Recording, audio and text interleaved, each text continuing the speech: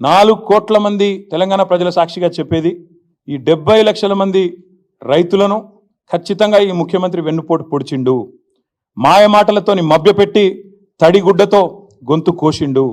100% నిజంగానే నువ్వు చెప్పినట్టు రుణమాఫీ చేసుంటే ఎందుకు తెలంగాణ ఇవాళ రైతుల నిరసనలతో అట్టుడుకుతా ఉంది? ఇక రైతుల నిరసనలు పెరిగంగానే ముఖ్యమంత్రి గారికి ఒక టాక్టిక్ అలవాటైంది బాగా, అటెన్షన్ డైవర్షన్ టాక్టిక్. ఏదో ఒకటి చిల్లర భాష మాట్లాడాలి, బజారు భాష మాట్లాడి దానివైపు దృష్టి మలచాలి. దరిద్రం ఏంటంటే ఆయన బూతులు మాట్లాడతాడు, నికృష్టంగా మాట్లాడతాడు, దాన్ని రాసేవాళ్ళు ఉన్నారు, చూపెట్టేవాళ్ళు ఇంకా అదో పైశాచిక ఆనందం. కేసీఆర్ని తిట్టంగానే చూపెట్టి సంబరపడే కొన్ని మీడియా సంస్థలు, కొన్ని అందరిని అంటలేను, ఇక అదో రోగం ఉంది ఇక్కడ ఈ రాష్ట్రంలో. ఎందుకంటే వాళ్ళకి తెలంగాణ ఇష్టం లేదు, తెలంగాణ అస్తిత్వం ఇష్టం లేదు.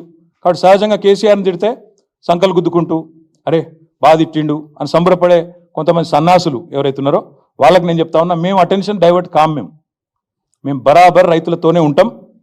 ఆయన ఎన్ని చిల్లర మాటలు మాట్లాడినా, ఎంత బజారు భాష మాట్లాడినా, తన వికృత స్వరూపాన్ని ఎంత బయట పెట్టుకున్నా మేము మాత్రం రైతుల కోసమే రణం చేస్తాం, రైతులతోనే ఉంటాం. మేము ఖచ్చితంగా ఎంబడబడతాం. ఇవాళ ఒకటి కాదు మోసం, చూడండి ఒకసారి. రైతు భరోసా పెంచుతా అన్నాడు, ఎగ్గొట్టిండు. రుణమాఫీ అన్నాడు, మోసం చేసిండు. బోనస్ అన్నాడు, బోగస్ అయిపోయింది. కానీ వదిలిపెట్టం, ఇచ్చేదాకా ఎంబడబడతాం. రైతులకు కరెంట్ అన్నాడు, 24 గంటల కరెంట్ అన్నాడు, ఎక్కడుందో మాకే తెలియదు. అందుకే ఈ రైతు ద్రోహి ప్రభుత్వాన్ని వదిలిపెట్టకుండా వెంటాడుతాం, వేటాడుతామని చెప్పి విజ్ఞప్తి చేస్తా ఉన్నా.